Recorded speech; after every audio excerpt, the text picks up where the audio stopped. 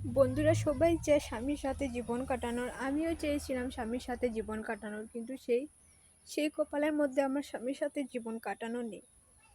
বিয়ের পর থেকে কিছু না কিছু আমার সাথে একটা হতেই চলেছে। বিয়ের পর থেকে শুধু প্রেগনেন্ট প্রেগনেন্ট, তাও ভগবান আমাকে বাঁচিয়ে রেখেছেন। আমার 2 বছরের একটা ছেলে আছে, এর মধ্যে দুবার আমার ডিএনসি করিয়েছে আমার স্বামী, এবং ফিজিক্যাল টর্চার, মেন্টালি টর্চার, সব কিছুই আমার সাথে হচ্ছে বন্ধুরা।